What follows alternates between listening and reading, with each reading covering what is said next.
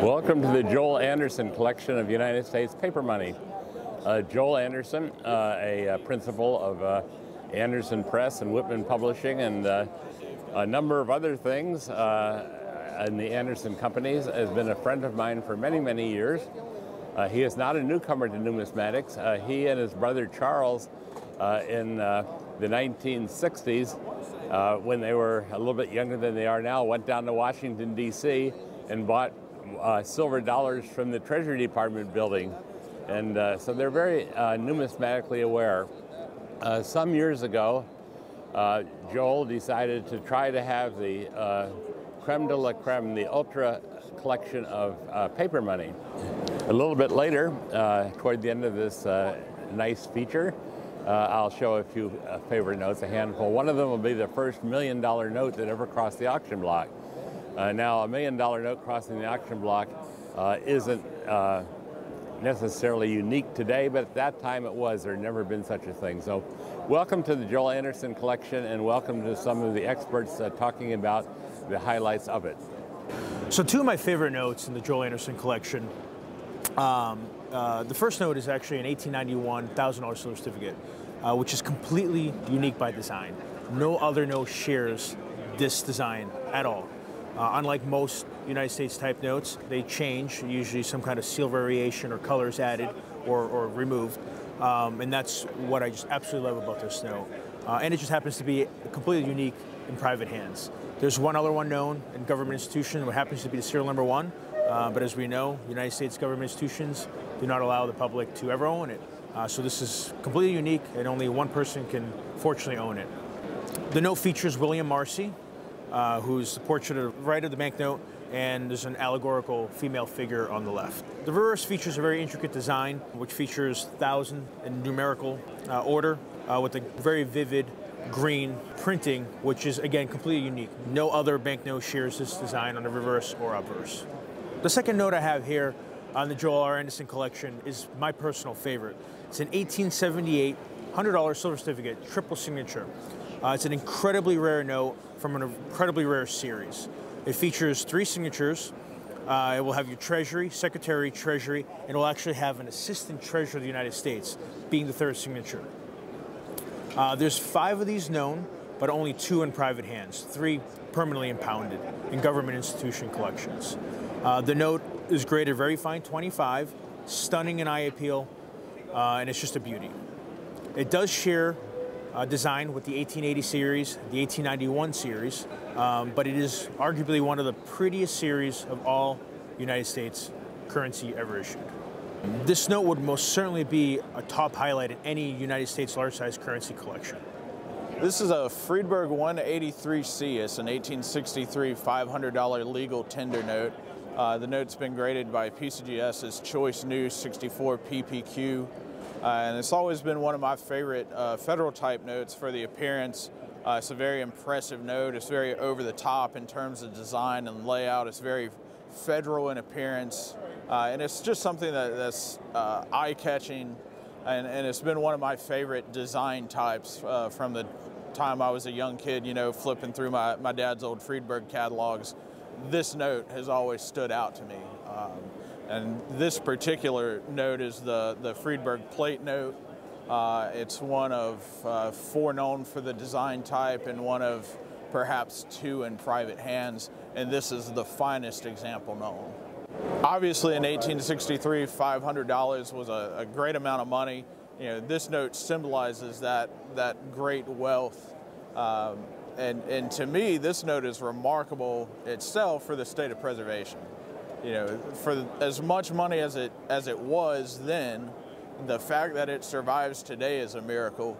The fact that it survives in Choice New 64 PPQ is just nearly impossible that we're privileged enough to have something like this still in existence. The vignette is Albert Gallatin.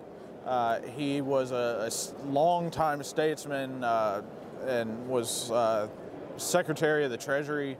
The back design is a very ornately printed green back. It's got the obligation in the center of the note inside an ornate oval. It has large $500 counters inside ornate dies to the left and right. And just, you know, further gives that imposing feel of this very important note that, like we said before, was an awful lot of money in 1863. This note is a Friedberg 184 1869 $500 legal tender note. It's part of the Rainbow series of notes that the United States government issued in denominations from $1 all the way up to the $1,000 denomination. The higher denominations are all very rare. The $500 and $1,000 denominations are excessively rare. This $500 note is one of 3 notes known. It's the only one in private hands, the other 2 being in the Smithsonian collection. This note has been graded Choice About New 55 PPQ by PCGS. It's the finest known note of the type, and this is also the plate note in the Friedberg catalog. For this particular note, this is a 1 series design type. The $500 legal tender note was only used with this design for the 1869 series, and this is just a really interesting note, basically unique in private hands for the design type. If you're a collector of high-end federal type notes, this is basically your only option to get this design. Here are some favorite notes. As I mentioned earlier, picking out a favorite would be like going to the Smithsonian Institution or visiting the Eliasberg collection and saying, pick out 3 coins. You really wouldn't know what to do, but here's some that have stories. This is the Grand Watermelon note. It's called watermelon because on the back the zeros look like watermelons. And you can get a $100 watermelon note with 100. You can't get a $10, and you can get the 1,000. There are very few 1,000 watermelon notes known. This is a beautiful one. This was across the auction block. Tom Dunley representing Joel Anderson crossed the $1 million mark and caused a sensation. So this is not only a rare note, but it's also a landmark piece of American numismatic history. Here's another favorite note. It's called a Technicolor Note. It's a $20 note. It is not a great rarity. There are a fair number of them around, except, and this is a big except, this is serial number 1. So this is unique. Also, it's uncirculated 65, gem condition. It's called the Technicolor Note.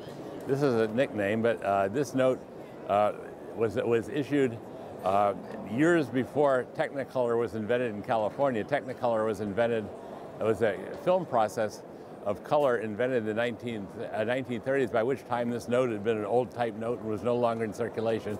But nicknames stick. Like we have an 1844 Liberty-seated dime that's called the Orphan Annie dime, because originally it's all by itself, it's rare. It isn't that rare.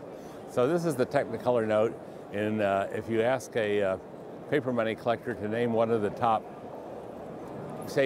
dozen most popular notes or most famous notes, this would be it. A few years ago, I and David Sundman put together a book for Whitman Publishing called The 100 Greatest American Notes, which you can find on the Whitman website. And we took a survey. It wasn't only our idea, but it was a survey of collectors, dealers, and students. And if I remember correctly, this is some years ago, the Grand Watermelon Note was, which I just mentioned, was number 1. But this is high on the list too, and it's a very inspirational book. And I get no royalties, by the way. I'm a member of Whitman staff. But if you want to read about any of these notes, like Technicolor, we went into detail telling the stories of them. The Joel Anderson collection, Part 1, will be sold at the Whitman Coin and Collectibles Expo in Baltimore. In March, I will be there, and the whole staff will be there, and you're welcome to come and look at the notes. You can look at the notes like you could look at Rembrandt's in the Metropolitan Museum of Art, or you can bid on the notes. You're allowed to do that, and it would be nice to see you there, and thank you for watching this.